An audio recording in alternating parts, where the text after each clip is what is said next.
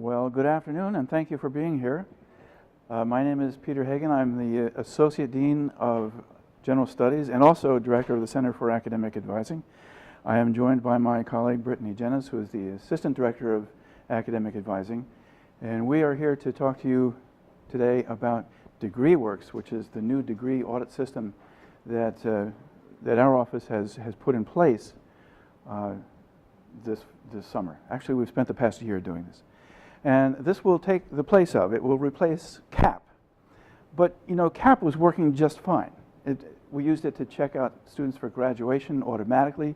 No other school that we're aware of does that even, using CAP to automatically check people out for graduation. And again, CAP was working just fine. And so you might be wondering, well, why do we want to replace CAP with this product?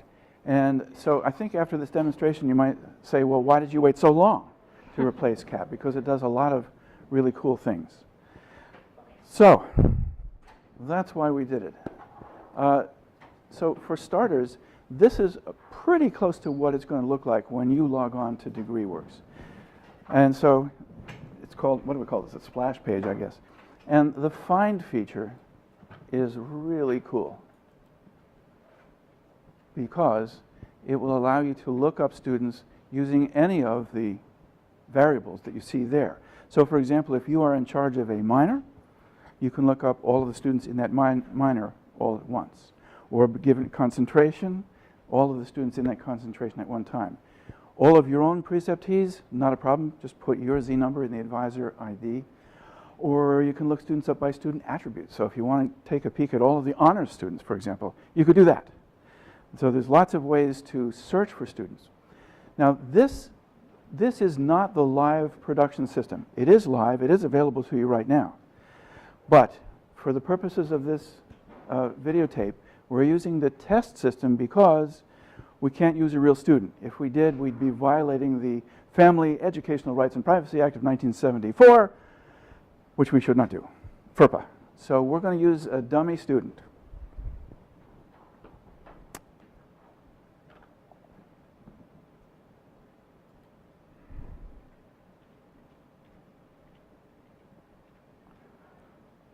We should probably have a couple of jokes to tell at this point, you know, while we're waiting. So this is going to give me all students with the last name of Stockton, and I can find the ones that I want. But let me just say OK. Oh, there's a couple of people with the real last name of Stockton. There he is, John Stockton. There's his degree evaluation. He is a non-existing student, a dummy student, you might say. We call him Jack up in the office, Jack Stockton. He's the younger brother of Richard Stockton. And so here is his degree evaluation. He's pursuing the Bachelor of Science in Business Studies, as you can see. He's a junior. And these tabs are going to come in very handy. You won't have all of those tabs available to you. Faculty advisors will have most of those tabs, but you won't have exceptions and petitions. Just as a side note, we're going to continue to use the paper process for adjustments because we have to keep CAP up and running for the next couple of years. So if you have an adjustment to make to the student's curriculum, send the usual form to us and we'll decide, does it go on CAP or does it go on DegreeWorks, or in some rare cases possibly both. So the exceptions tab and the petitions tab won't be there.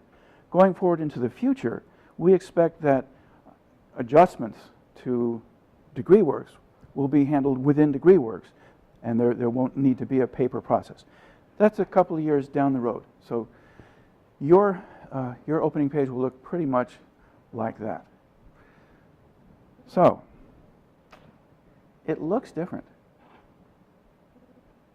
and it'll take some getting used to. But the same information is there in the same order as on CAP.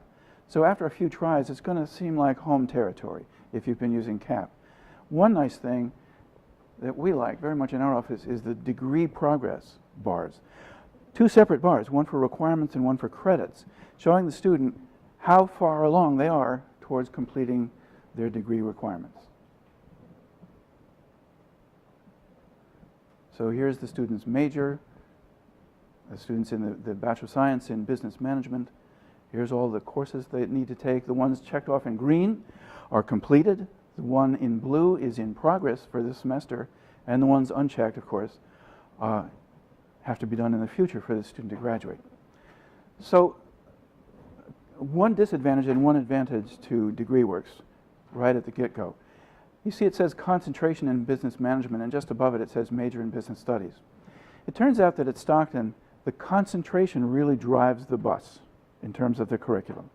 It's true in communication studies, it's true in business, it's very much true in the arts. So for example, a student majoring in arts, there is no general concentration or default concentration we can put them in. So we must have every student in a concentration in order for DegreeWorks to work for them. If you come across a student who has no concentration, there'll be a friendly reminder that pops up here saying, yo, go to the Center for Academic Advising and declare a concentration. And we're looking for ways to do it en masse, all at once. There are several out there, several hundred, possibly 1,000. There's a lot, and we are searching for them and going to change them when we can. So concentrations at Stockton drive the curricular bus.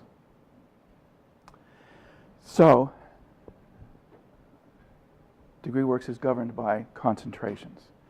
So that's one drawback, pretty much the only drawback. Here's a nice feature. The student can click on any of the required courses, and it turns out it's a link that will show them the prerequisites. And as we get closer to the spring, I think it's going to show the spring scheduled classes and the openings in that particular course. Now we're on the test system, and so what appears below that does not appear on the production system, but this is something we can do in the future. It'd be nice to know what you think about this. This will show a student, and you as a faculty preceptor, what courses could possibly be used at other institutions to satisfy this particular course. This is drawing upon the database that we began creating in our office about 12 years ago in order to keep us sane when it came to doing transfer articulations just on the regular CAP system. It's turning out to pay off with many dividends for DegreeWorks, because DegreeWorks can use this database to help us out with course equivalencies.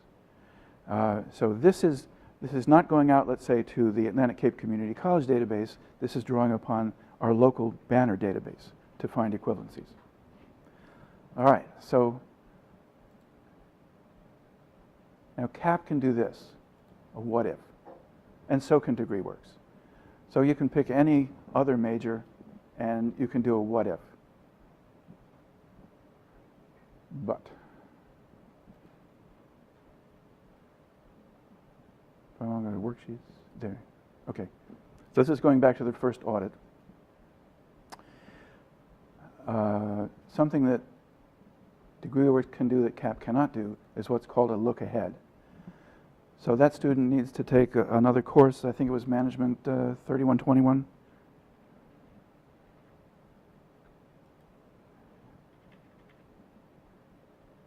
We can add the course in, process a new evaluation, and if I've gotten my number correct, that course shows up in bright blue as a prospective course, and it will show the student and you where it will go towards fulfilling degree requirements. So this is a nice enhancement over and beyond what CAP can do. You can plug in a future course and see where it will fit in the student's curriculum. But it's better than that. And I'm going to turn the microphone over to Brittany to talk about plans. So as a segue between look ahead and plans, a question that we had on the system was whether or not you can add more than one look ahead course at a time. And indeed, you can add as many look ahead courses as you'd like at one time. So if you'd like to do several, you can do that. But as Peter said, moving to something bigger and better, we now have a plans tab, and this is available to all of the faculty, staff, and students. Now this student that we have created several plans for has some options here. If you're working with a student who has not yet created a plan, it will instruct you to create a new plan. But let's open one that's already done. And this is John's plan for business. And there's two different views that I will briefly show you, but this view is kind of the most exciting. And this produces an audit on the left-hand side and the semesters that you have loaded onto the plan on the right-hand side. And you can actually click and drag courses from one side to the other. And then if you don't like it there, you can move it to another semester. This is really, really handy for making semester plans going forward.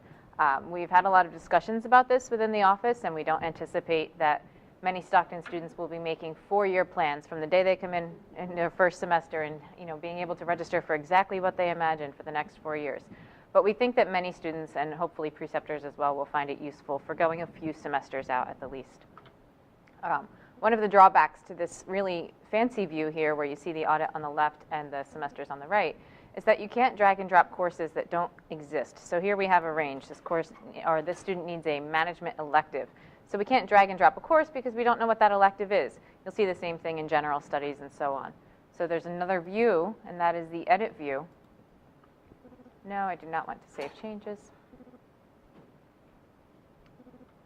And this you can learn much more in detail about from our training videos, but just to give you a short overview, you can add courses here, you can add choice of courses, so we could say add a choice between Management 3121 and Management 3124. You can add placeholder courses, and those are courses that we've created for all of those fancy things we have here at Stockton, like Q1, W1, attributes, G courses, things like that. So when there's not something really specific that you can pull from the plan to the other side, you may find it in placeholders, or you can use a comment to type your own. You also have this bar here on the right-hand side. You can drop down these, and it will give you all of the still needed courses, so the courses that have not yet been completed, to drag and drop over if you wish to drag and drop like you did on the audit view. At any time during the plan, you can click on the audit, and it will produce a new audit based on the planned courses. These audits can be changed when a student or faculty member, it doesn't want to expand, when a student or faculty member creates a plan, we advise that you probably do not want to lock the plan. It will give you that option. We imagine you want your students to be able to make changes to the plans, and locking them out of that will prevent that.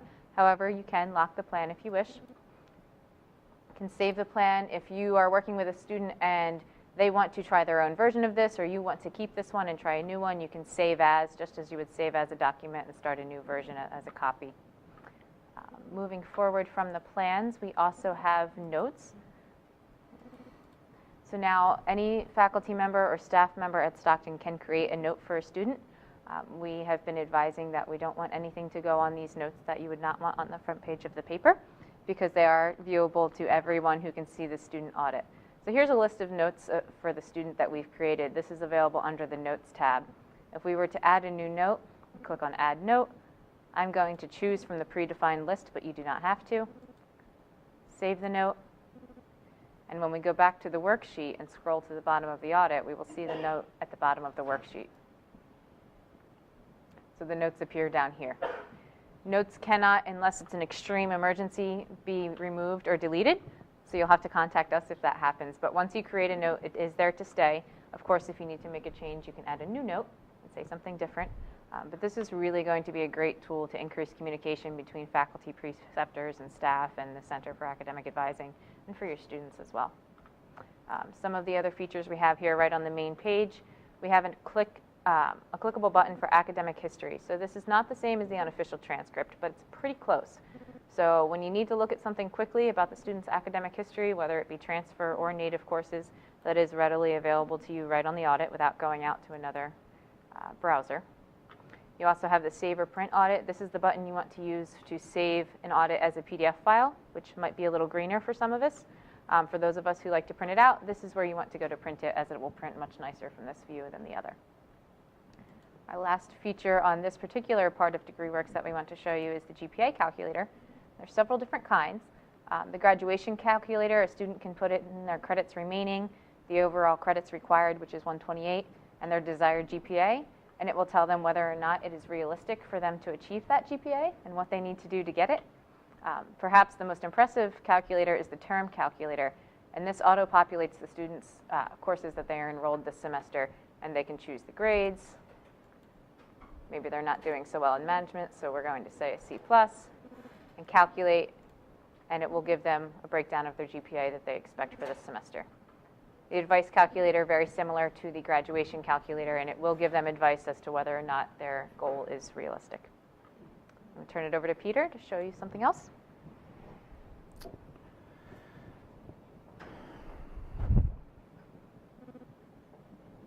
This was very expensive software, as you might imagine. But I think ultimately this part of it that's on the screen right now will cover the cost of that very expensive software.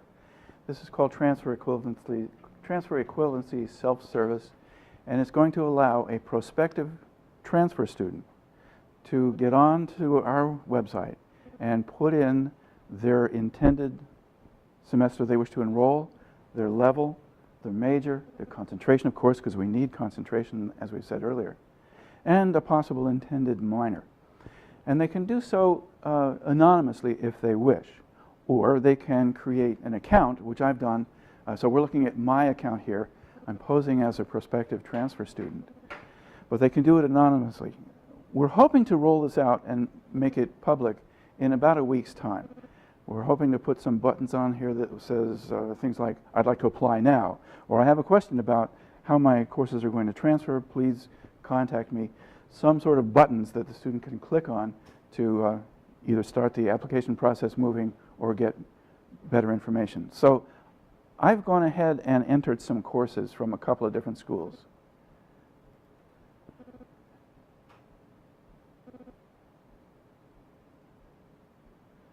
And they appear over on the right-hand side, so I can check my work. It's laborious. Students are going to have to type in the course. They're going to have to type in their grade and the number of credits, and of course the school that they took it from. But you know how much students are used to being on their computers. They can do this on their phone, by the way. They can do all of this on their phone. And then when they have all their courses in, we're going to click on results.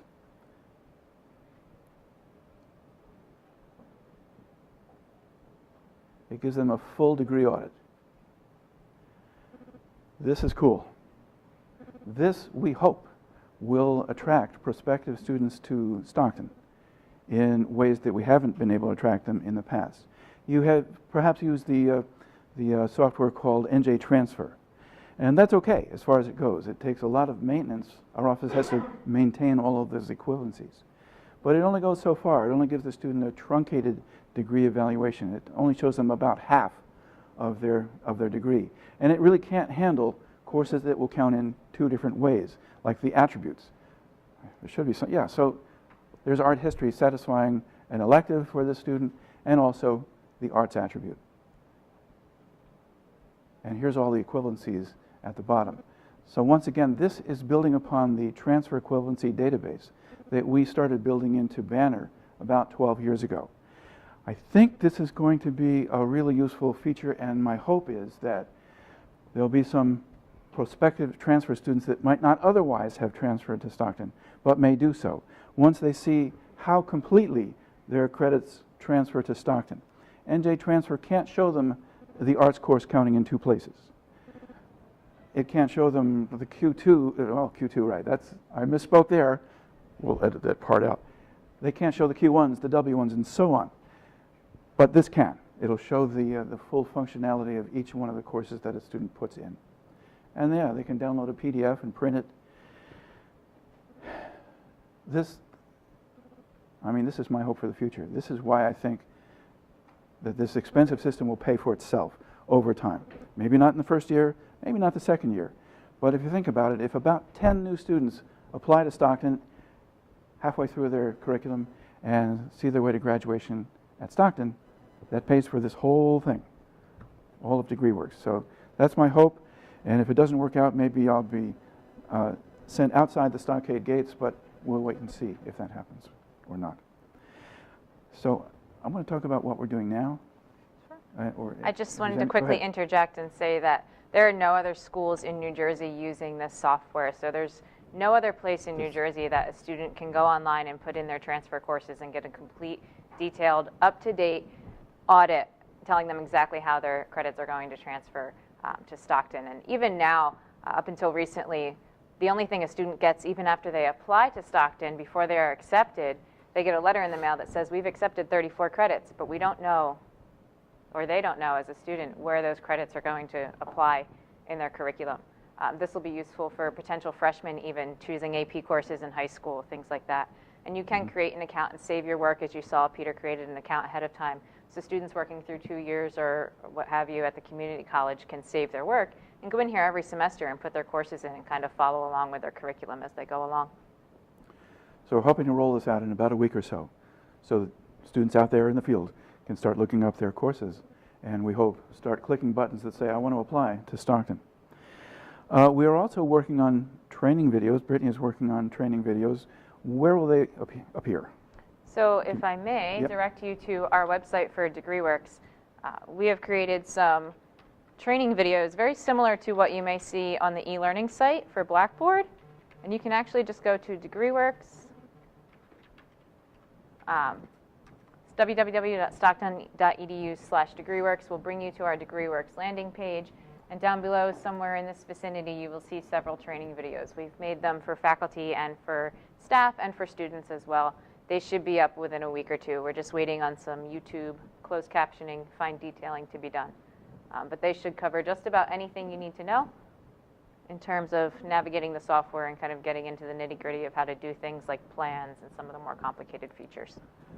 Notice at the bottom is a link for an email. Send us an email at degreeworkshelp@stockton.edu, or call us, as you've always been able to do. Yes, we do answer our phones, but if you wish, you can send an email to our helpline that goes to both you and me, right? Mm-hmm. And so one of us will reply in short order if you're having some issues with DegreeWorks. Is it perfect already? No. That's why we've had a sort of a soft opening. We had it available back in around August 1st, so it's been live for quite a while. What we're hearing is that it's working pretty well. So we're planning to do an email and a social media blast to the students just prior to preceptoral advising to let them know that this is there and that they can use it. Now, it's not for everybody. I don't think we mentioned that yet. It's only going to work for students whose matriculation term is fall of 2016 or thereafter. And so if a student's matric term is prior to the fall of 16, they should continue to use CAP. CAP works fine. If you've used CAP recently for a newer student, you saw that big, ugly message that says, yo, you don't belong here. That is intended to get students and faculty, preceptors, to get used to the new system. But in spite of that ugly message, it's going to work fine. We're keeping CAP running as well as DegreeWorks. So, this transfer equivalency is a top priority. The training videos, top priority. But further down the line, we are expecting to have DegreeWorks work just as well as CAP does for certifying students for graduation. We don't know how to do it yet, but within a year we expect to know how, we darn well better know how to do it, because there's no way I want to go back to paper and pencil certifications of students for graduation. And then the last thing we hope to work on in the coming year is to provide high-level information to provosts and deans and such like persons where we run a DegreeWorks for everyone and then extrapolate the data. And it will give us lots of information on trends in course enrollments. We'll be able to see where we need to offer more sections of biology 1200 or more sections of management this or that. That's my hope, that we can extract this high-level data, provide it to the folks in institutional research, and have them slice it and dice it and come back to the deans, the provosts, and so on, the assistant deans, with course scheduling information, course scheduling trends, enrollment patterns. Where are our students going? Where do they want to go? We're not going to expect students to do that plan, although they can. It's an option. But you know, if every student did a 4-year plan, we would have a lot of data that would tell us what kinds of courses to be offering in the coming semesters. So, I think that's our presentation. Thank you.